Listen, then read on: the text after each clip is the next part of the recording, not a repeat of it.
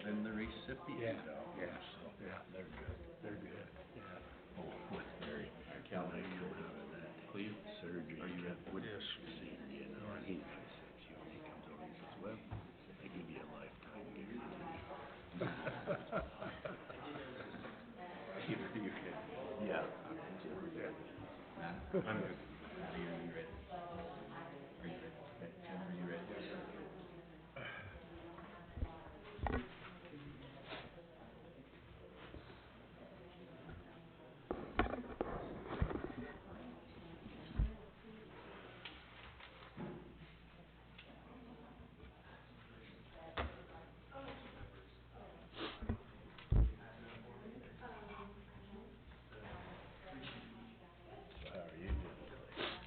Busy. Well, not as busy as I want to be. That must be the guy that First time. down. They got me, you know, on He's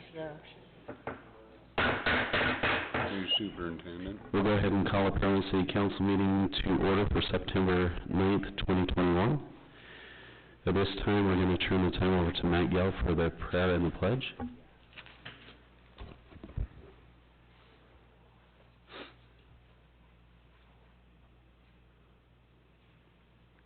Our dear Heavenly Father, we're thankful for this day, and we're thankful for this community that we live in. We're thankful for the people that are living here, and we're thankful for the wonderful spirit that they show for this community.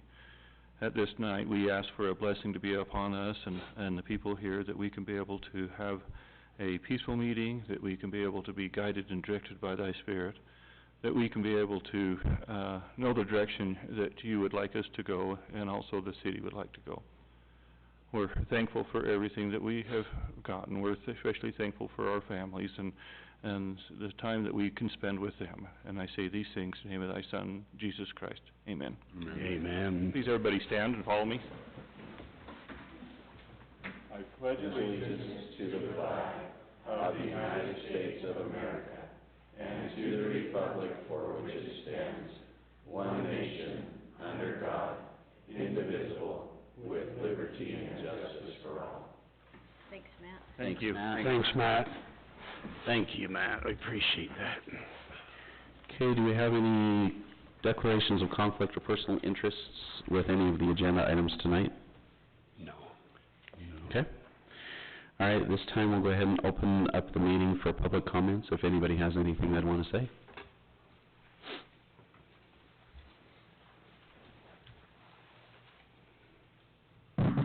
Good evening. My name is Susan Seppi. I was here at the last meeting, and you guys discussed the issue with the cemetery as it relates to space. And I brought you some examples today of something that they do in the Midwest. I don't know if they do it out here as well. But for essence of space, they have these outdoor mausoleums, and I'll be happy to supply these to you so you can take a look at them. Okay. Thanks, Susan.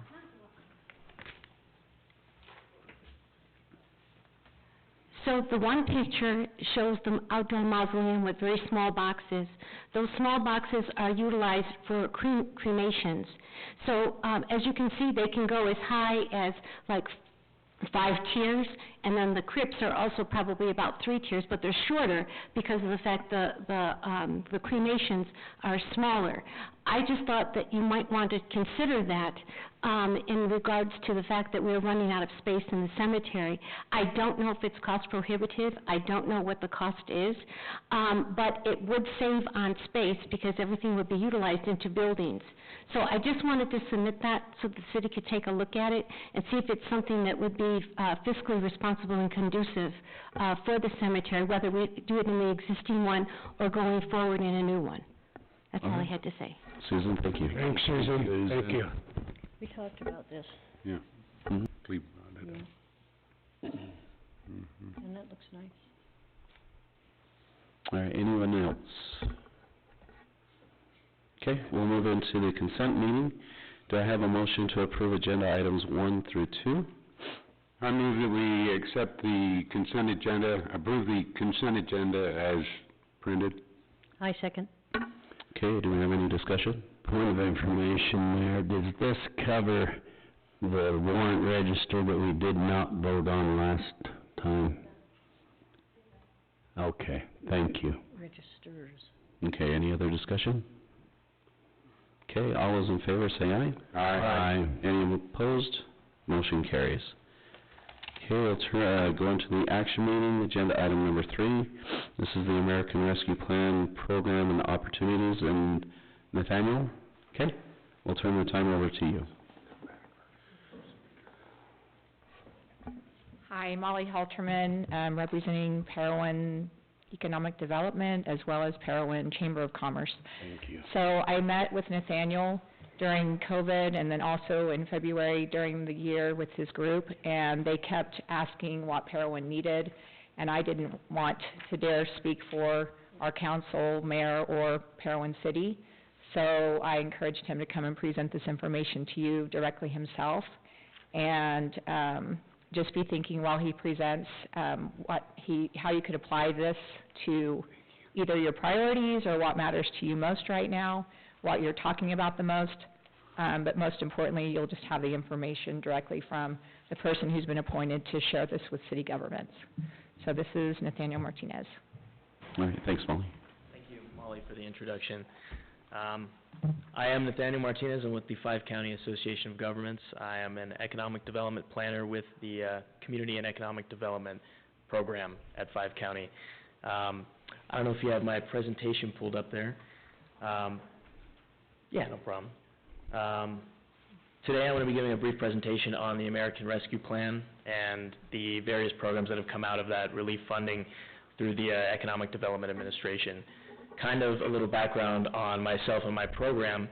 Molly touched on it a little bit. My original contact with Molly and the Chamber of Commerce and the Economic Health and Development Committee was concerning my position as an economic development planner. They brought me on to create an economic recovery and resiliency plan for the COVID-19 pandemic concerning the 5-County Economic Development District in southwest Utah. So this is one of the vehicles in which we're going to be promoting that resiliency throughout our region through grant funding and these 6 programs. If you can go to the next slide there. The Economic Development Administration, I don't know how familiar you are with that. It's a bureau within the Commerce Department, one of the smaller bureaus. When you think of the Commerce Department, you think of this enormous organization, but the people we work with, there's probably about 6 of them that are on staff for our region in the Intermountain West. That is 10 states, including us, Wyoming, the Dakotas, Montana. I'm missing a few, but it is a smaller organization, and they work more on bottom-up, community-led initiatives. If you go to the next slide there. Their mission is to, they're leading federal economic development initiatives through bottom-up planning and preparing regions for growth and success in the worldwide economy. These are 3 of the things they're hitting on here. I'm going to show you guys their 7 investment priorities in the next few slides, but one of the main goals is to increase the global economic competitiveness by fostering regional growth clusters and focusing on regionalization by bringing rural communities to light on the rural playing field in a region. And supporting that community-led economic development from the bottom up. If you go to the next slide for me. These are their 7 pillars here. They're not too important there because a lot of these programs are very broad and wide range. Equity, of course, recovery and resiliency, that's where my scope of work comes in.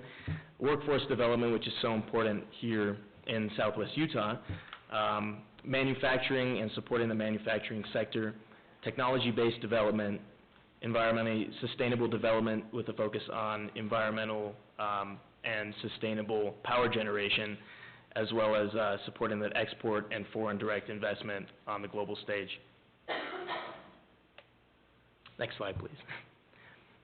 This is where things might get a little confusing. I know I'm throwing a lot of information at you, but this money, this tremendous investment from the federal government here is $3 billion. It's double the amount of money they got for the CARES Act, which funded my position, which was $1.5 million. They barely finished doling out their first $1 billion from that CARES Act, and this is double the money coming out of their economic adjustment assistance pot. But you can see these various other programs here that are spread out across every sector. If you go to the next slide, please. This will be touched on later, but eligible entities are district organizations, like the 5-County Association of Governments that runs the Southwest Economic Development District, Indian tribes, state and local governments like yourselves, institutes of higher education, and our university centers, as well as public and private nonprofit organizations. The EDA will not fund private profit-making entities. They can't give a grant to a Maverick or a McDonald's or something like that. So, next slide, please. And if we can go into the programs here, there are 6 programs splitting up this huge pot of $3 billion for the EDA. Next slide, we'll go into the first one. A little bit of a background on just harping again on this $3 billion. It's a huge sum of money, and 5-County is really trying to see that our partners across the region are utilizing these funds in the most impactful way and really seizing on this investment here while we can to build for the future and cement that resilient economy that we all are working towards. Next slide. They break it up a little bit on what their metrics are for this grant funding. Right at the top there, Jobs for Today. This is one of the programs that is most applicable for Parowan today that we're going to be talking about, the Travel, Tourism, and Outdoor Recreation Grant Funding Program, as well as the Good Jobs Challenge, which is a large umbrella program that the state is looking at implementing. Communities Built for All, that's building communities for resiliency in the future. Economic Adjustment Assistance, that's a huge, large sum of money, another program that I'm going to be talking about today that specifically pertains to your municipality. Indigenous Communities, the Coal Communities Commitment, we don't really have to worry too much about because we don't really have too many communities that rely heavily on the coal sector. Regions for the Future is the Build Back Better Regional Challenge. It's another umbrella program that will most likely be administered by Go Utah, the governor's office. So we're working with them, as well as the Statewide Planning, Research, and Networks, which will be, they're supposedly going to be dispersing that money out to the AOGs for planning and contribution to a statewide economic development plan. Next slide, please. Past those first 2 cover pages there, you guys also have this breakdown. These are the 6 programs here and their allotments for Utah or the Denver region. So up at the top, Utah got $1 million, a direct disbursement from the EDA for statewide planning. As of now, this isn't secret information. They're probably going to be splitting it up between the 7 AOGs to the Association of Governments to fund their current employees that are funded by the EDA, like myself, continue those planning efforts, and then try to bring things together for a statewide economic development plan. That's what's in the talks. That's going to be solidified within this week or the next, but that's what we're hearing so far. The Build Back Better Regional Challenge. We're going to go into this a little bit later in detail. I know I'm throwing a lot of information at you, but that is a huge umbrella program, which it has been allotted $1 billion, and it hasn't been broken up into regions. So that's a national program, and they're looking for huge projects that are regionally significant and oftentimes statewide significant, large infrastructure projects. Travel, Tourism, and Outdoor Recreation. Utah has received $3.7 million as an allotment for the state. That most likely will be used probably not in competitive grants, but it will be used for marketing, for the state's marketing programs for tourism. In competitive grants for our region, nearly $20 million. That's split between 10 states, so you can see how that may go fast. And we've been reaching out to all our partners to try and corroborate a regional direction for that. I'm going to go into that a little more in a second because that definitely pertains to Parowan. Economic Adjustment Assistance, that's $59 million for the Denver region. Again, that could go fast because that's split between 10 states. It's just all based on which projects are the most competitive. You can ignore that other highlighted $24 million to the right. That's for the Coal Communities Challenge, but we're not going to have to worry about that too much. Indigenous Communities are receiving $11 million. We've been working with the Paiute Indian tribe and their various band delegations to coordinate projects that they've had in the works for a little bit now. So there's been some great engagement on that, and we're happy to see those projects come to fruition eventually. The Good Jobs Challenge, that's another large umbrella program. There is no disbursement for the state or a regional allocation. That's $500 million, and we're also looking at the state and our other various partners at the university centers to try to coordinate that. It's focusing on developing workforce training programs with training to employer pipelines. If you go to the next slide, please. The Build Back Better Regional Challenge, the state has been coordinating this so far. This is a $1 billion program. We have had some projects be submitted from Iron County specifically, the inland port, and some other regionally significant projects from Washington County, but I do believe those are the only ones that have been submitted from the 5-county Southwest Utah region. The state's coordination on that does not preclude anyone else from trying to coordinate an application, and 5-county may, not want to commit to that, but 5-county may be putting together this as a backbone organization and an administrative organization for this program, because we don't want to see this money be congregated in the Wasatch Front or whatever the state may decide that they think is the most competitive project. So we're seeing on that, but October 19th is a deadline for Phase 1. I believe if you go to the next slide, it'll show the phased approach they're taking. For the first phase, they're giving out $500,000 for each region for capacity building and technical assistance to run studies or whatever it may be to try to bring these projects to an actual applicable project in Phase 2, where they're going to be funding projects from $25 to $100 million, and these are large, regionally significant projects. So that is going to be very competitive, that Phase 2, but Phase 1 is something that we are definitely looking to jump on, because if you don't get past Phase 1, you can't go to Phase 2. And, they're not going to take your study away if you don't get Phase 2 funding. You're still going to have that to back up your projects, and it's a tremendous opportunity there. So $500,000 for technical assistance in Phase 1. That's what we're pursuing. If you go to the next slide here. The Good Jobs Challenge is a similar large umbrella program. This is focused on workforce development and workforce training programs. We are looking at pursuing this with our university center partners, SUU, Dixie State, as well as the technical colleges, Dixie Tech and Southwest Tech, to try to fund those training to workforce pipelines there. This is another large program that requires a lot of administration, and it has a kind of a far-out deadline date on that, so that's something that requires a lot of prep work and really getting through that. So that's another large program there. I think we're going to get into the nitty-gritty here in a second about the programs that we could apply for as a municipality and that are more conducive to Parowan City. If you go to the next slide, please. That's the Good Jobs Challenge. That's just kind of a flow chart on what they're going to be looking at there, going through system development, program design, and then finally program implementation. Just to preface all these, the EDA has told us that they're really trying to work with their partner organizations and their economic development districts to work through that ideation phase and really tailor your ideas to actually be applicable, because it doesn't help them by hanging on to the money. They barely got rid of their first $1 billion, so they have another $3 billion. So they're trying to get these funds out in the most impactful way and expedite the process, really. If you go to the next slide. Here's the big one for us here in Utah, travel, tourism, and outdoor recreation. This program has a $3.7 million allocation for the state. That may be used for statewide planning and development of their marketing programs.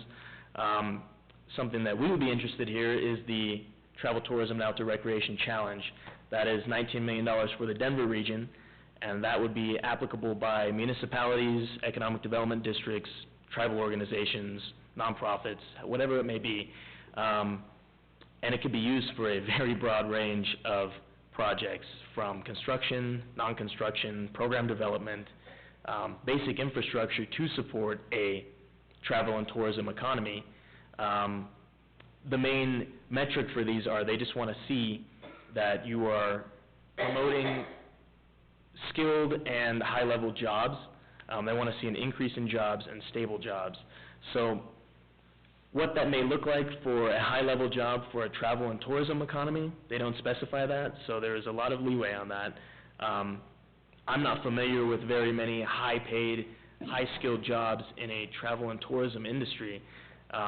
So there is a lot of leeway there, and we're being told that they're ready to work with municipalities that are trying to further and solidify their travel and tourism economy.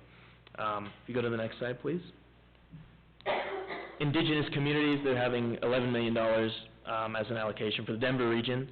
There are several projects that the Cedar Band as well as the Shivwits Band down in Washington County are working on, and we're really enjoying the engagement with them and really helping them to develop these ideas so they can actually be applicable. The Cedar Band has great ties with SUU, and they're looking at some things with the Good Jobs Challenge for the workforce development and workforce training program pot of money. If we go to the next slide for me. Economic adjustment assistance. This works in tandem with all of the programs. So if you see that huge pot of money, $500 million, $59 million for the Denver region, these are designed to be supplemental funds. So if whatever project you're looking at is not going to be able to be applied for under a specific travel and tourism program, this is the huge pot that can be used for a wide range of anything. You can see it there, technical assistance, planning, workforce development, entrepreneurship, public works, and basic infrastructure. These funds are also an 80% grant, 20% match. Historically, the EDA has done a 50-50, so they are a lot more generous with these, and they're willing to fund up to 100% in a federal grant. Just something to keep in mind, but this is a large pot of money, and it can be used for many, many things. If you go to the next slide. Statewide planning and research, this is $1 million for the state of Utah.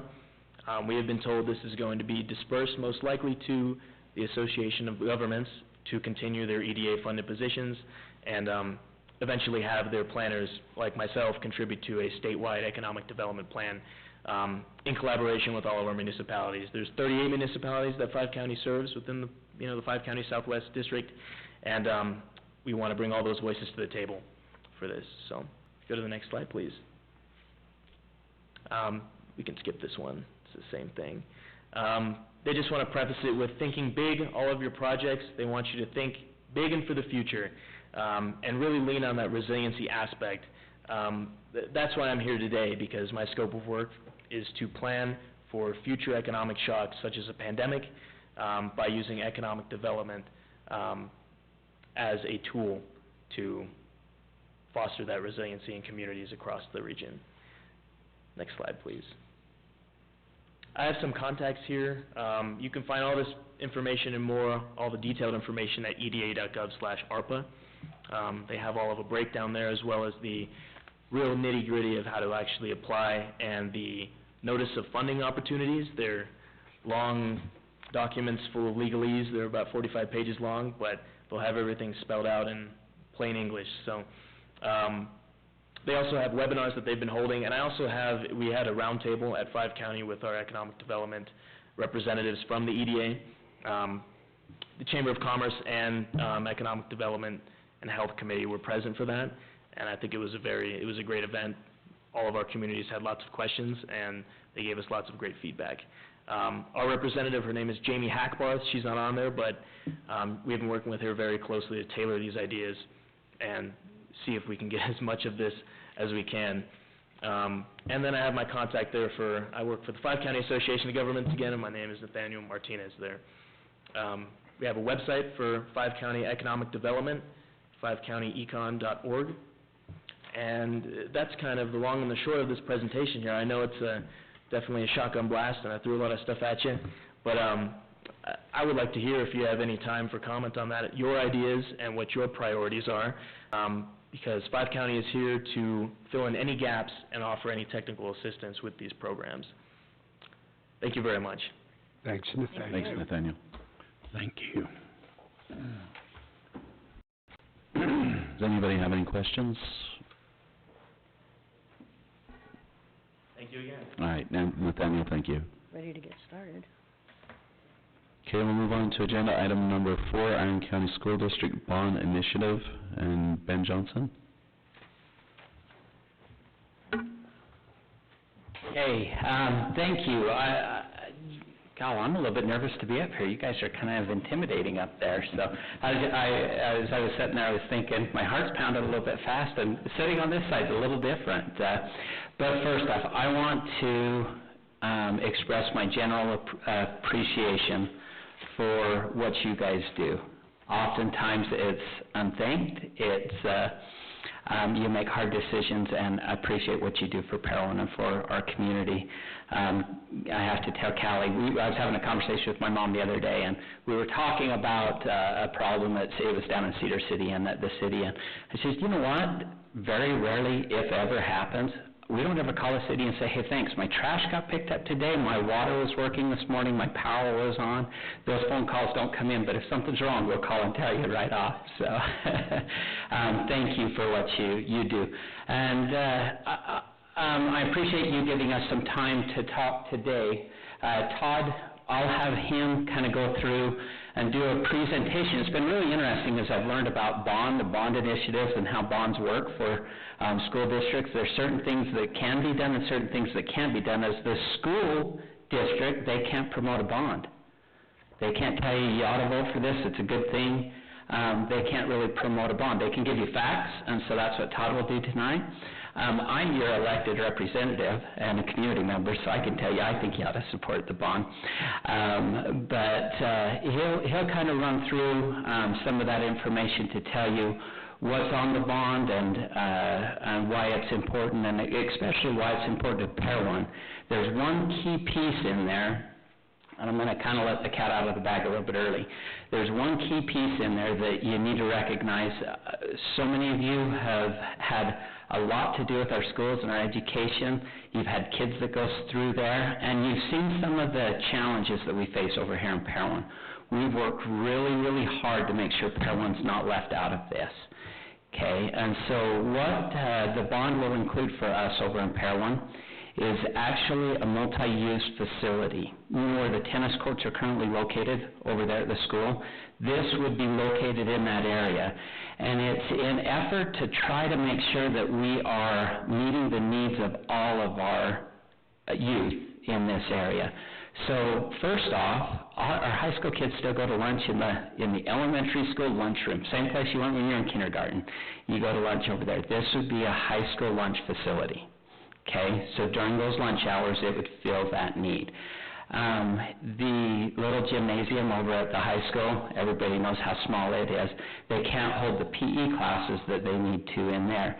So it would be a PE classroom for the elementary schools during the day to be able to operate. And then with all the extracurricular activities that we have at the high school, gym space is at a premium. This would alleviate and allow them to be able to do multiple activities and multiple extracurricular activities with the now 3 gym spaces that are there. So it's a big win for Parowan. It's a positive thing. It's something that really helps to fill a need. And then I also think it gives a great opportunity as a community resource for us to be able to have that space to be able to use as a community. And I want to throw some ideas at a later time with you on some opportunities that we could have to kind of co-mingle there just a little bit. So I'll turn the time over to Todd to kind of run through the details on the bond.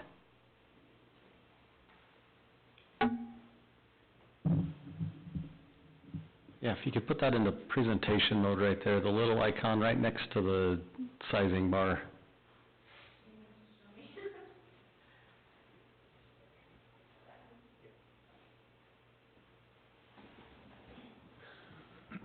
I really appreciate this opportunity. I noticed on your agenda it showed Superintendent Lance Hatch as the individual that was supposed to be here. He couldn't make it tonight. He's not feeling well, so you got me. And I am the business administrator for the school district, so I'm basically oversee all the business operations of the district, including facilities, transportation, child nutrition, accounting and finance, all that type of thing. So one of the things that we are really working on at Iron County School District is becoming, well, number one, fulfilling our role to support families in the education of their children. We understand the importance of the family. We understand the importance of education. There are many families who can't personally provide that education, and they trust us to do that. And so that's what we are working hard to do, to fulfill that role. As we do that, we need facilities. We all know of the growth in the area, in the county, especially in the Cedar City area, and with growth comes the need for additional facilities. A lot of our facilities are older, and we'll talk about that as well, and are needing to be replaced. We also understand the role that education has in the community and the benefits of having a good, educated people living in our communities, and how important the community is as well to strengthening families and just making this place, or making Iron County a better place. If you go to the next slide, please. Just click, you don't have to click the arrow, just click anywhere there. Yep. Okay, so we have identified 3 major problems or concerns that we're addressing with this bond. Number 1, some of our current facilities are inadequate for our current needs, as well as not able to accommodate future growth in the area. Number 2, some of our facilities currently are overcrowded. Overcrowding makes teaching and learning much less effective. When you've got students all over each other, it's harder to maintain order in the classroom, it's harder to teach, and it's harder for students to learn. And number 3, we have some facilities that are antiquated. Those facilities, as they get older, require constant, costly maintenance and repairs. Now, with that, I've got some pictures that I want to show you just to explain in more detail a little bit about each of those problems. So this is a picture of Canyon View Middle School. Prior to this one, I think it kind of skipped for some reason. There was a picture of Cedar Middle School. Our 2 middle schools right now are feeling the most pressure in regards to growth and inadequate capacity. Cedar Middle School, last summer, we had to build another temporary, or what we call portable classroom, that holds 2 classrooms actually, so they now have 2 of those buildings and 4 classrooms. The reason that we did that was they were actually holding classes on the stage for one of their courses in that building. Canyon View Middle is growing right now. They have some capacity, but in certain classes, in certain areas of the building, we're extremely overcrowded, especially in our performing arts, and I'll show some pictures, as well as our science buildings. Go ahead and click the next one. Our transportation facility, our bus garage. Our maintenance people at the bus garage do an amazing job of keeping all of our buses running. They keep them safe. We always pass our inspections by the state highway patrol. And that, however, the facility is starting to show that it's a little too small for our needs. And as we add buses, as the district grows, we're not going to have enough room on the lot where we are placing those buses. We have another piece of property closer to our warehouse that we could relocate the transportation facility to, which will give us more space, and will allow for a little better security at our bus garage as well. Next one, please. Obviously, Parowan, Ben explained the problems that we're facing here. Go ahead to the next one. We have students who are in high school and students who are in elementary eating lunch at the same time in a very small lunchroom. I wasn't able to get a picture with students in there for this presentation tonight, but we will have that in the next presentation that we do. This is that lunchroom. Go ahead to the next slide. Cedar High School. Cedar High School was expanded a few years ago, and so it has capacity for students. However, the science wing at Cedar High is extremely old and hasn't been updated for years and years and years. When I give this presentation to other places in the Cedar City area, I get a lot of people who attended Cedar High, and I show some of these pictures and they say, yeah, it looks the same as it did when I attended Cedar High. So go ahead to the next one. And then we have East Elementary. I think East is probably the building that maybe got all of this started. East is over 70 years old now, and it's just at the end of its life. There have been additions made to East over the years that are a little bit newer, and our custodial personnel there do an amazing job of keeping East running. They keep it clean. It looks nice. If you would walk through it, you wouldn't think there's anything wrong with it until you go down in the basement or in other parts, and that custodian over there shows you some of the problems that we have there, and I'll show a few of those pictures as well. Okay, go ahead to the next one. All right, this is Cedar High's. This is one of Cedar High's science rooms, science labs. You can see hasn't changed in a lot of years there. Go ahead to the next one. This is a storage area in Cedar High's science wing. Cedar High, for some reason, has this huge storage area in the middle of all of its science rooms and labs, and the rooms themselves are really quite small. Go ahead to the next one. That'll show the size of one of the classrooms around that science storage area. So we don't need that much space for storage. In fact, we were able to get rid of a lot of old chemicals last year, and it's opened up a lot of space in the storeroom, but we really need the space for students and for teaching space. So we want to remodel the Cedar Science Wing to allow for larger classrooms that can be used for both, or used as both labs and classrooms, so that the teachers aren't having to move out of the classroom into a separate lab whenever they need to do lab work. Right now they're sharing just a few labs. Go ahead to the next one. Okay, this is a picture of Cedar Middle School's, one of its music classrooms. You can see how crowded those students are in there. Our music programs at both middle schools are amazing, and they attract a lot of students. Almost every student in middle school takes some sort of music class, and they're on top of each other. Go ahead to the next one. So that was taken today, and I was told by that principal that that was actually one of the least crowded classes. This was taken 2 years ago when the orchestra was in there for a rehearsal. And you can see they're just all over each other in that room. Last year, with COVID, we had to spread everybody out, so they were in other parts of the building, doing all kinds of different things to try and accommodate some of that.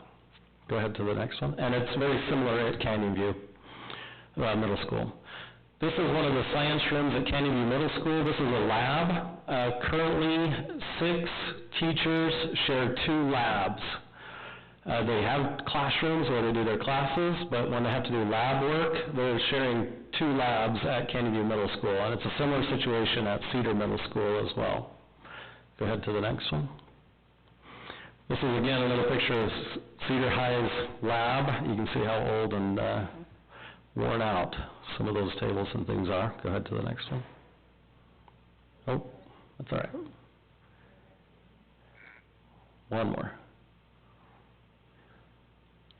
It'll come up. Oh, can we go back, maybe with your arrows? Sorry. Okay, just one click and give it just a second, it'll go. One more. There we go. Okay, this is down in the basement of East. We have an old boiler system down there. A lot of the piping is running underneath the classrooms. If anything were to ever go wrong, if we were to have leaks in that heating system, we'd have to dig up the floor of a classroom to get to it, or to even try and find it and fix it.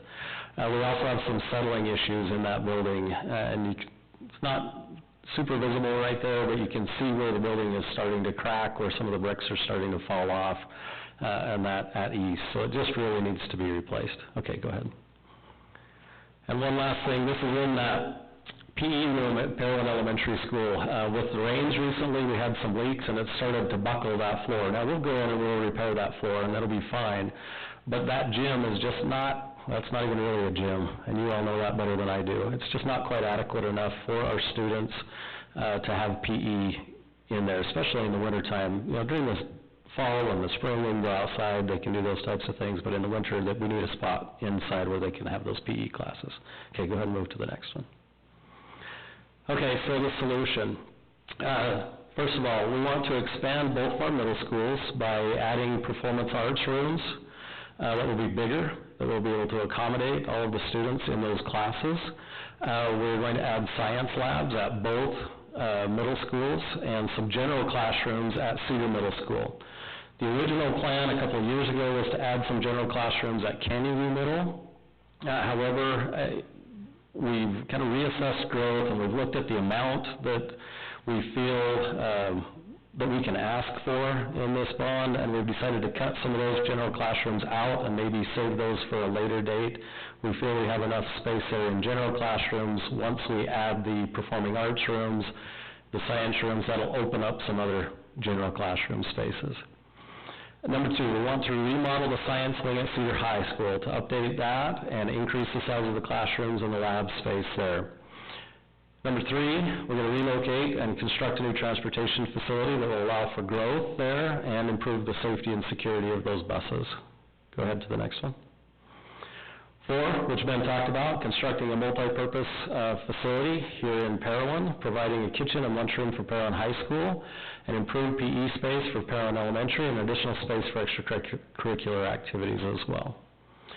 And finally, replace East Elementary School with a new school on the same property. We don't have to go out and buy new property. There is a big enough space there. And that will resolve some of those environmental, efficiency, and age-related concerns that we have at East. That school would likely be a 2-story school similar to the one on 200 North there in Cedar City, the North Elementary School. That saves us on architecture fees as well if we use the same plan, and it does fit on that property. Go ahead to the next one. Also, by using the same property, we won't have to tear down the old school while we build the new one. We can keep school in session and running. We don't know where we'd put the students if we did have to, so we can build while school is in session. Okay, so the cost. This is obviously going to cost quite a bit. The bond proposal that will be on the election is for $69.5 million. We feel that that is sufficient to complete these projects if we run into problems. We do, thankfully, the district has been fiscally responsible over the years, and we do have some money in reserves that we can contribute, not enough to do the whole project, but at least make up for some of the cost overruns if there are any. This will be a 20-year bond with interest rates ranging between 2% and 5%. Go ahead and move to the next one. So what does that cost the individual taxpayers? Well, for a $300,000 fair market value personal residence, the total annual debt service, that includes this bond as well as the existing bonds, would never get higher than $212.16. That's the highest amount that an individual homeowner would pay. That is an increase from what you would see on this year's property tax bill, and this is just for debt service. It's an increase of about $93.50. Notice, though, that it's a decrease from 2020 of about $30.89. The reason for the increase this year is that, honestly, we were all ready to go on planning to put this bond on the election for 2020. Then COVID hit, there was a lot of uncertainty in the economy, and our board said, no, we just can't do that to the people. And so we didn't put it on last year's. We didn't have the special election last year, and in the meantime, we paid off 2 of our existing bonds, which caused a decrease in tax assessment for debt service for this year, because now our payments are lower this year. So those will come back up by $93.50 for 2022, assuming we issue the full $69.5 million all at once, which most likely won't happen either. That's also a decrease of $134.34 from 2016. So, again, it's been a long time since we've had to bond. We've been paying down those bonds regularly, and we're within 2 years of paying off anything that we have existing. This bond, though, will really help in providing the necessary funds for all of those projects that I discussed. Go ahead to the next one. Allocating those funds, we just want to make sure you understand that none of these funds are unallocated. We have plans for every dollar, if not more, of those funds that will be coming in, and you can kind of see the percentages there. Go ahead to the next one. So the future, one of the big questions that we get is this enough to accommodate the growth that's coming, or that we see in the area? Everyone sees all these new developments and all these new houses, especially in the Cedar City area. Well, we feel, based on historical growth rates and projected growth rates in our student population, now, It's interesting, the county has grown faster than the schools, and our student population has grown, which makes sense. You get people moving in without children and that type of thing. We feel that these are going to meet our current needs and provide enough additional space for the immediate future.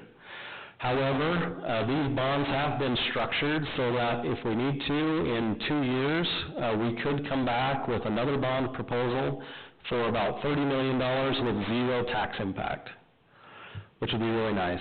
That would allow us to construct a new elementary school or possibly a replacement elementary school for South Elementary there in Cedar City that would be a larger facility and could accommodate some of that growth in our elementary schools. And then that bond would be structured such that by 2033, we could lower in another $100 million bond that would allow for the construction of a new high school, possibly a new high school and middle school, assuming growth requires that. Now, we want to wait and see. We're not asking for all of that money right now. We want to wait and see how that goes, and then we'll ask for it as we need it. Last slide. So that's my presentation today. That's the information on the bond. We do have more information at irondistrict.org on each of the projects, and that website will be constantly updated over the next few weeks with additional information related to these projects, the tax effects, the language that people will see on the bonds, and all that type of thing. Are there any questions for me or Ben? I have a couple. Is my thing on? Yeah. First of all, what is the target number you're trying to achieve in the classrooms, give or take a few kids? Yeah. Where is it sitting at now? Where is it sitting at now? Mm-hmm. The last that well, it varies based on elementary, middle, and high school. There are more students. It's a student-teacher ratio is what we teacher-to-student ratio, okay? So we shoot for 27.5 to 1 at the high school level. Mm-hmm. I think it's 25.5 to 1 at the middle school level. And then at the elementary, it depends on the size or the class. So in our kindergarten through second grades, I believe, we shoot for around 23.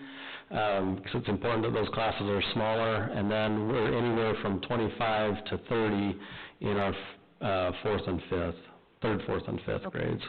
And we're right in there. We're right now with most of our classes. Right, but some of the classrooms in the older school are smaller. Correct. And have less accessibility and less storage and things like that. So maybe we could get on a list to get some of that stuff down the road, or get an over here. That's a good point, something that we need to understand.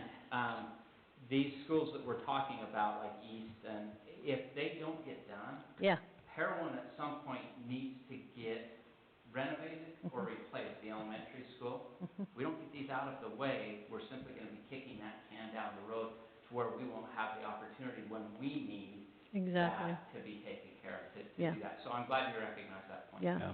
And then one other thing, you're going to love this, Ben, parking. Yes. Did you guys consider parking at all for Parowan?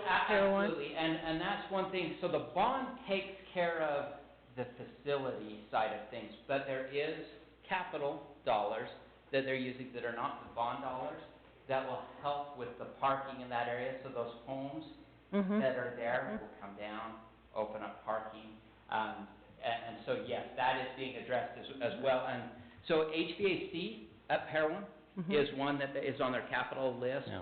Parking at Parowan, and so you guys know how I am. I'm a loud voice, so I keep pounding your air on some of these things. Well, I've been pounding about parking, and yeah, if I remember right, actually the parking here is on either this year's or next year's capital budget. Okay.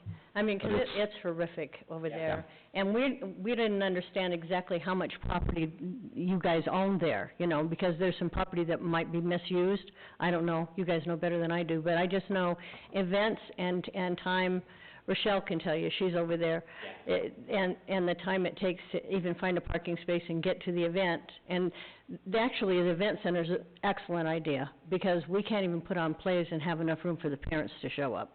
So, Yes, that- and then rehearsals, if there's anything that goes on in the auditorium, they've got no place to rehearse, and the gyms, we just gotta have this. new curtains, we need And I new can say curtains. that, he can't, I can Yeah. say that, I can tell you guys, we got it, we need this. Okay, and then I've been coached. Where's our $400,000? That's the question. Do you remember that, when we were Yes, supposed for to the get? tennis court, Yeah, absolutely. yeah, okay. And it's a great question, Jim, and that was one thing that was brought up, which is the higher priority? A center like this that meets, like you said, some of the community needs, meets the educational needs, or the tennis court facility that'll be used by a few of the members in our community. The community council from the high school is the one that perpetuated this idea to the school district, so it came out of Parowan. So that's really the thought is, do we go after the tennis court, or do we do, something along this line? Well, because Inflation is a win-win. the city council did appropriate $30,000 to match what the district said they were gonna present it to us. And then when Canyon View danced the floor out of their out of school. the district office, that's where Parowan's tennis court money went, was to repair that. And so, So the bond last year, mhm. the bond last year that would have been presented would have had a tennis court on it for Parowan. That This would one have been- doesn't. I know, this one does not. Okay. That would have been what Parowan got, was a tennis court. That's it. So is this a better solution? In my opinion, it is, and Spread it that's out why a I little bit. pushed for this. We go from a $400,000 tennis court to an $8 million building for Parowan. I understand the rationale. That's the reason behind that. I'm just, We're still sad. Great question, yeah, great question. I think the question might be, have you guys forgotten? no. And no, for us, right? Have we forgotten? No, we haven't forgotten about the tennis No, court we issue, don't so. And just one more thought, you guys are the ones that are out in the community that help to educate people. Nobody wants their taxes raised, I get that, that makes sense, you don't want your taxes raised. But you are the ones, and those that are running for office, I appreciate everybody that's here, you guys are the ones out in the community, you're the leaders in the community. I need help getting people to understand the benefit that this brings back to our community. You looked at that pie chart, one thing that is important to me is that we are not treated, and I appreciate Todd. Have you heard the term? He's from Enterprise. Do you guys know that? He's from Enterprise, and he still went back for us as we were talking to other He school knows our board members predicament, yeah. of the importance of the type of building that we get. We're not getting a tin shed out there or something to try to Band-Aid this problem. It'll be a good, long-term, 50-plus year facility for Parowan. And so it'll be a benefit, help people to understand that, help people to understand the need of it. I'm happy to answer any questions as an elected school board member here. I'm happy to answer any questions that you have personally. If you want to walk, if you want to go look at the site, we walked it with the principals, we walked it with a lot of the folks over there, and we need it. How are the principals reacting to this? They were very supportive of it. Good. They were not very supportive of the tennis court, because they thought, I don't know that that's... Not that many, yeah. Now, remember, Ben, you guys came to us about the tennis court. I do. You guys came to us. Yes. And what about this new building? What if they do another dance at Cedar High and they need the money? Then we don't get this building. No. So you don't have a very good record of doing what you've told us you'll do. Mr. Harris, incorrect on that. As the bond goes through, we have to build what the bond said we would build. And how come we don't have numbers to break down the overall cost of the bond to each particular item the bond is gonna be spent on? There was a was. there was a There was a percentage pie on one of the slides. There is a pie chart, but it needs to say the amount that's gonna be spent on each, and are all of them gonna be competitively bid, or are they gonna be by a contractor the school district likes? We have to follow the procurement codes, so we do have to bid those. Okay. We will break them up into various projects, you know. One thing that would help, I spent 30 years in Las Vegas, not that I wanted to, but they would come forward with a bond for the people, $30 million, to build 3 new elementary schools. Well, at that time, it was my work, $3 million a pop. So how do we need $30 million to build $9 million worth of schools? That's why it's important. The taxpayers are pretty smart people, and they like to know where the money's spent. So really, you should give them a number for each item that you intend to spend on that bond, so that they know where the money's going. And another thing that I think a lot of people are concerned about, North Elementary School.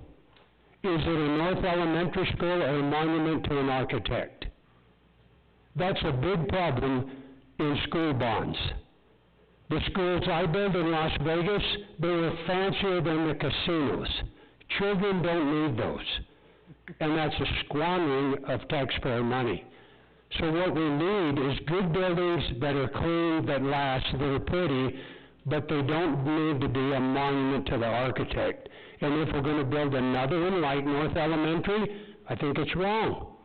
So we actually already have our architect looking at those plans to find areas that right now are currently wasted space where we could add additional classrooms. Right now we've identified space for potentially 3 additional classrooms, which would take some of that. And glass isn't a good conductor for energy, heat or cold. So, and children do need to look outside. I know a few years ago they wanted to get rid of all the windows because the kids just daydream. Well, kind of that's what you want them to do a little bit. But they need to look outside. That's what's important. But I think we need to really look at making sure we're getting the best bang for our buck, and that should be the school district's utmost. And those are all concerns of mine as well. Yeah, and that's been a sentiment that's been expressed all the way through this process. Yeah. Yep. In regards to your question on, or your recommendation to put dollar amounts to it, those dollar amounts will be on the website. Okay. We use that pie chart just to show that we're allocating all of these funds. None of this is being held back for other projects or for anything that we haven't identified. And how did you come up with the amount for each one of those buildings? Estimates provided by architects and engineers and our local facilities people. And it is a little bit of a hard moving target, especially this last year with concrete doing what it's done, steel doing what it's done. But they've done a very good job of thoroughly going through without panicking that we're overinflating these dollars. And like Todd said, we have been conservative on this actually, to where it puts pressure back on the school district. If we have overruns that go into this, we're going to dip into capital at the school district to take care of those overruns. So we've gone with a conservative estimate instead of ballooning it, because it could, be that expensive, they've pared it back. Yep. I know how you feel over here in Parowan. You said from Enterprise. We've had the same thing happen with us in Washington County up there. A high school, not to be named, had cost overruns, and it shrunk our gym and other things out there. We've been waiting on some things for a long time, so I've committed to Ben and to others that we will ensure that Parowan does have adequate facilities for your needs over here, and we'll make sure that we get that. And Mr. Chair, that's my whole purpose for running for school board, was to make sure there's a loud voice on that school board. We appreciate you, Ben. Yeah, we do. We do. Good job, Ben. I'd still like to see the tennis courts maybe involved a little bit, so not forgotten. Yeah, absolutely, and I think it can be a discussion that we can still have, especially, we're the only ones that have come to the table with some dollars to go towards that. The bond needs to pass to hit our immediate needs, and then I think absolutely, let's look at partnering and what can be done, down the road. And so you're aware, the school district has not forgot about this either. The conversations, that came back up as we're coming over here is, what about the tennis courts? That was a thing that was, and just the timing of it, everything else that hit, it was just a kind of a bad deal. But this will be a good, positive thing for the community as a whole, all the way through. Any other questions? One thing that I would like to request, this is me as a private citizen, I would love to see you guys do a resolution as a city council in support of the bond, of the Iron County 2021 bond, if you'd be willing to do that.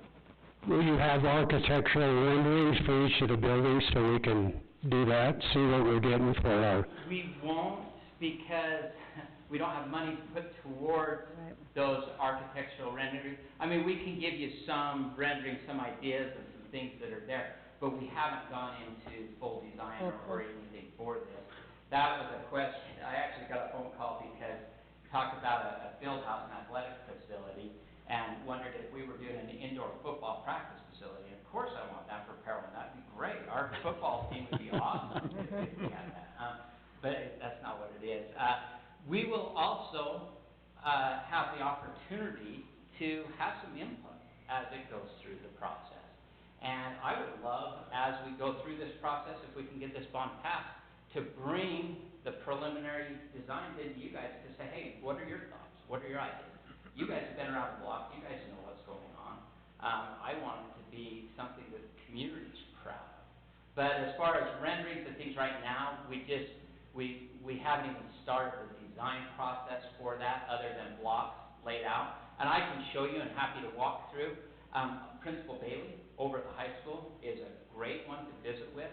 He knows and we're really letting the principals help drive what they're seeing and what they need. Anything that we do get between now and the election, we will have on the website, and as soon as we do get those, they'll be there.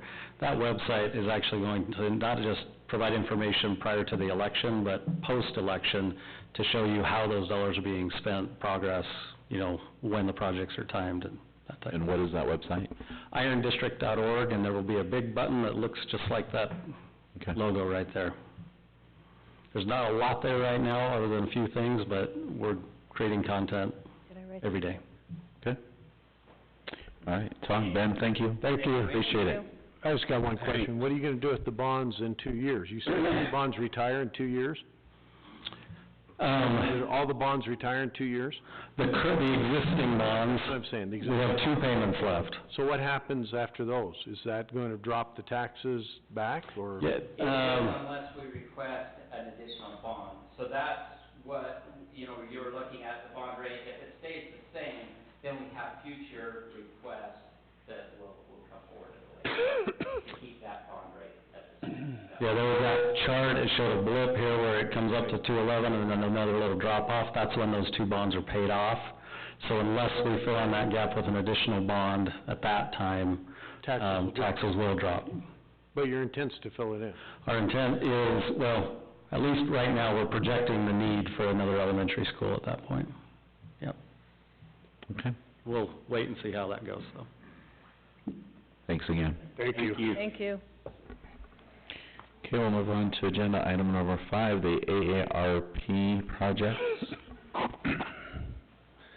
Mayor, Council, I just want to ask if we can identify and earmark the water loading station that you've seen in your work meeting.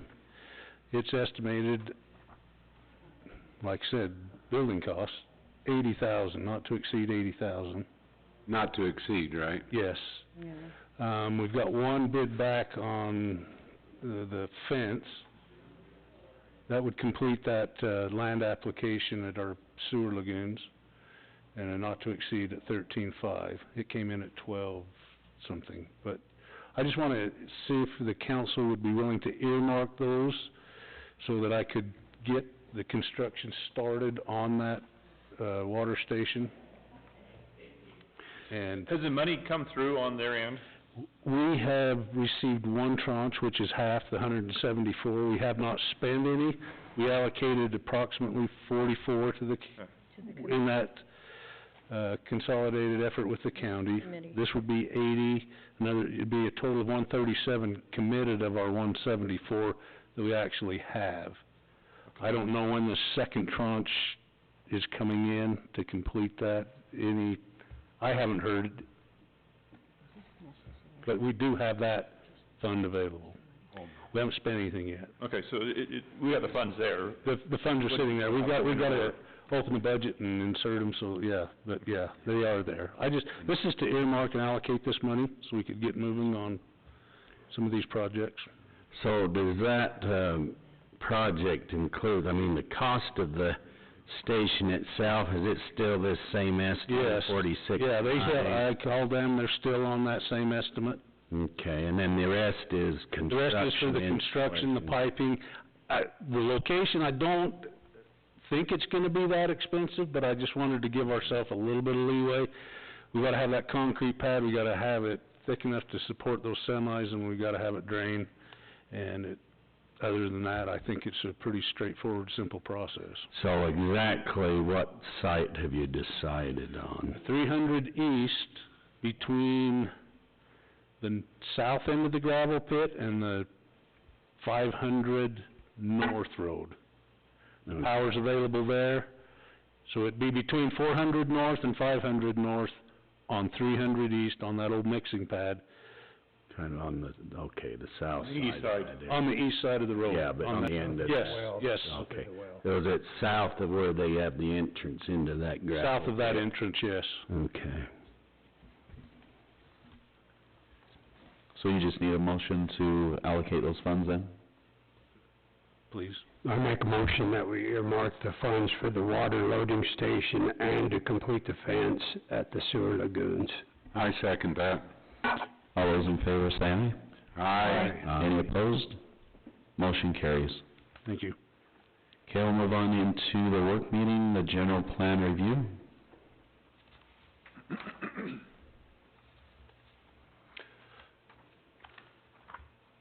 I don't know, everybody got the general plan in their packet?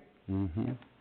This is... I had to get a printed copy because I couldn't read it on the computer. Okay. We need the council to see this. This is its draft form. If they want any changes made, we need to be able to set a public hearing at Planning and Zoning for the first week in October. But we need 14 days lead time for land use,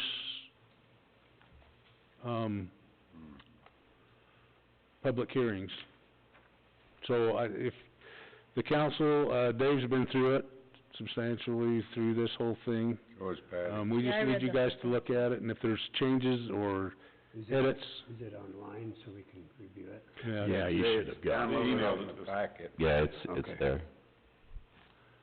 And so that's where we're at in that general plan. The commission's has stated more than once that was a very great thing when you hired Mr. Robinson to help us. It was, the information was there, he pulled it all together. I think It's very well presented. So I think it's a there's a lot of hours spent reviewing that and working on that, so. Well, I think Ryan Robinson, that has been the consultant, he's put more time into this than I think what would normally be done he's kind of put extra because of his ties to Parowan, and he's done a very good job, and he's very accessible, and I think if you have any questions, you could probably reach out to Ryan. I absolutely agree. I think he's very, approachable and very informative and very helpful. I've done it on many occasions. I just did it recently. He's great, and I think we need to acknowledge his efforts along with the Planning and Zoning Committee. And Larry Zajak's done a lot on this, but Ryan, that was definitely a great move on the part of the council, so. So that puts a deadline for any changes, 22nd of September, so that we can have enough time to get that public hearing posted, the 14 days, so. Yeah. So by next meeting, we need to have any changes that we want. Or we could do it anytime during the week, we can, if you need, yeah. I don't think before the next meeting, our next meeting is... The 23rd. Right, so... Okay. If there's any, yeah, we can certainly... And like I said, he's reachable, I think, during the day and during the, we can get his cell number and he can be approached. Right. Yeah. If there's just anything glaring that you'd see, just another set of eyes really helps on this. Something jumps out. Please jump on it. Let's get it addressed immediately. Yeah. And then we can get it out to the public and...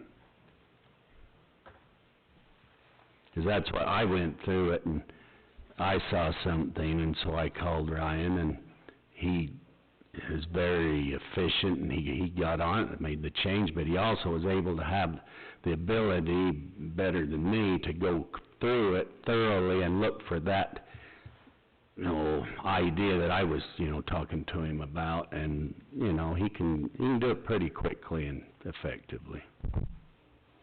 So I'd use that resource. Well, what I did is I just went through and made some, indications, but mostly everything that I indicated, and I'm gonna give this to you, Susan, if you'd like it, were typos or, misconstrued information because of the way it was presented in the sentence type of thing. So, as far as this thing, Ryan made changes after you guys saw that also. Oh, okay, this is the one I took offline that you sent. Right, I sent that to you before she talked. Oh, okay, well, you can still have it and see if you have to go through all that. If you you're welcome to it. And I will say, Councilman Shirtliff, What did I do now? your daughter, Lily, has been a great asset as far as English. I didn't realize you had that kind of influence. I don't, my wife. On her, but she was very good at grammar and grammatical errors and, things like that. She's very good. Well, she said it was 'cause of you. No, she was just being kind. She got her good looks from me. Yeah. That's questionable, but anyway. Yeah, I know. I know, Dave. No, it's all from Heather. She used to edit my papers in college. That's the only reason That's how you got through. That's why it only took me 10 years to get a 4-year degree. That's about standard now, isn't it? But I appreciate that, Dave. No, I appreciate her. I'm very impressed. She's a sweetheart. Thank you. All right, any further discussion? If anybody wants a paper copy, I can give that to them also, if that's easier. Okay, I'll get you one. All right, we'll move on to the reports. David, do you have anything? I think we've covered the planning and zoning.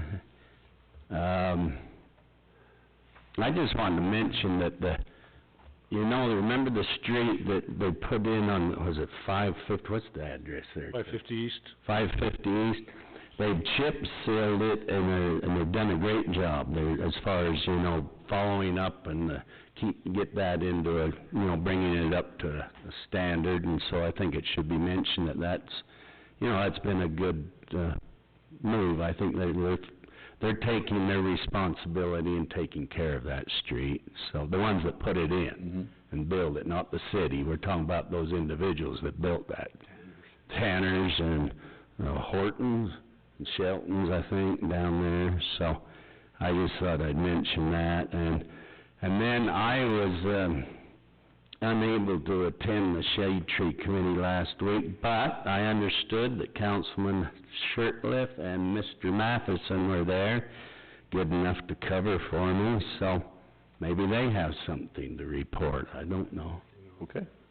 Okay. Jim, do you have anything? No, mine was last meeting. We haven't had a committee meeting since, so. Okay. Matt? No. Okay, Patty? Yeah, I have a theater board. There was no theater board. They kind of taken vacation for the summer, and we're supposed to start back up next month. Okay. the one thing that I really would like to share with you is the library. There's so many things going on at the library that are so impressive. I'm really excited about. They have a hydroponic garden, first one in the state of Utah, a curriculum for K through 5th grade. So currently has 5 different vegetables growing located inside the Parowan Library. Little libraries, STEM spot. First one in the state of Utah houses books and STEM learning packets for the community and visitors. It's located at the corner of Center and Main. Was dedicated September 7th. The Fall Fest, they're going to be there on October 9th, asking for children book donations as entry fee. And the K-5 will start and end at the library. They have an outside story time going on. This one's really cute. They have an animal shelter story time, and they have the children come to the Parowan Animal Shelter and they read to the dogs. It's really cute. I've seen it. It's very, very good. The Parowan Library's state recertification was completed in August, and they're thankful for all of the hard work that they're putting in the library. So, and then we have the board members, but we know who they are. So, anyway, just kudos to Corey and her group. All right, thanks, Patty. Jim, do you have anything? Just a couple of things. As far as the shade tree, there was discussion about having tree trimming activity where people could come and be taught how to prune a tree, and Ryan Johnson was there and is going to help with that, and a discussion on some tree removals was... Also, they asked Mr. Johnson to do an evaluation of these Main Street, these bigger trees that are in pretty sad shape, so they're going to do an evaluation of all the... See if they can bring them back? Bring them back, or what has to happen. Yeah. And then had an airport board meeting. We talked about the lot line adjustment out to the airport. We had a good discussion on the runway reconstruct update.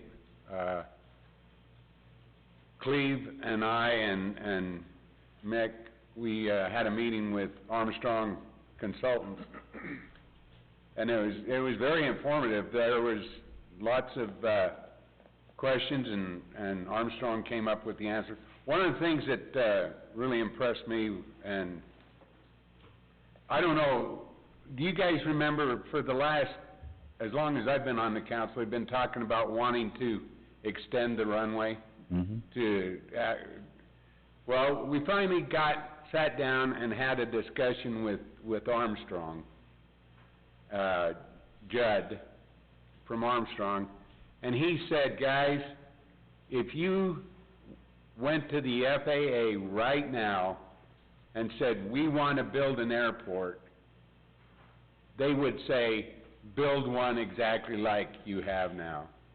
There's no need for us to extend the runway. Everything that we have coming into our airport is more than adequately served by the insurance evaluators and the FAA for the length of our runway. We don't need to extend it. It was interesting when they were talking, well, what if, with the FAA, I get future farmers of FAA, excuse me, would they fund an airport like that? And he said, absolutely not, unless you could show that you had 3 commercial flights a day with a minimum of 30 people on each flight, which is nothing we want to see out there. And so the board recommended that we end that discussion for now until something else. But it was good to get a definitive answer that there's no need for us to pursue money for an extension. That way, that money, after our reconstruct, could go to that, the AWAC or? AWAS, the, all-weather It's a weather station. station. That the pilots can use. And Mick had some, good things about, potential, money-making things out to the airport, businesses and activities that would, generate funds for the city. Lots of interest in hangars, and that was what the lot line adjustment did, was to make it so that we can extend the construction of the, hangars and things like that. So it was a really good, productive, airport board meeting. I don't know if you've been out by the airport, but the weeds have been cut down. It looks, they've done, the city crew has... That's been Mick. Yeah. I mean, but the city has... And they're working on Saturday out there. Yeah, they got the tractor and then gave it to Mick, and he... yeah. Went after it, huh? Well, his father did, I think. Yeah. But they've really made that look good. Don't tell him I said that, okay? No, but it looks good, and there's lots of exciting things are happening out at the airport. I think that, good things are happening. Yeah, it looks nice out there. That's all I have, Mayor. Okay, thanks, Jim. Justin, do you have anything? Closed session. Okay, all right. Cleve, do you have anything? No. Okay. Nope. Mayor, can I just say one other thing?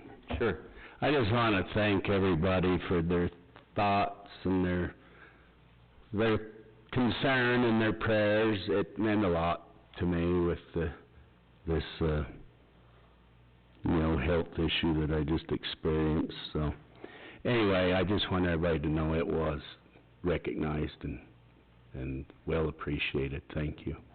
Well, That's why Callie moved you down there. She was concerned about your health sitting down here with me, so that they wanted to remove any stress in your life, so that's why they moved you. And they brought me. Oh, I just thought maybe it was just my bad breath or something, Jim. No, they were concerned about your health and welfare. You're not the first one that's been moved away from me. I appreciate that. Thank We're sorry, Patty. Yeah, we'll talk later. All right. Okay, so at this point, we're going to, do I have a motion?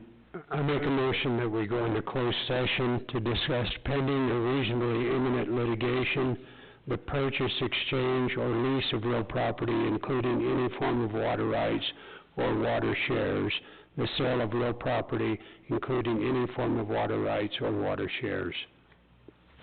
I second it. Okay. Dave? Yes. Okay. Aye. Jim? Aye. Matt? Aye. Patty? Aye. Jim? Aye. Okay, motion carries. We're now gonna go into a closed session. I need to give this to Thanks to all of you for coming. Thank you. Thank you.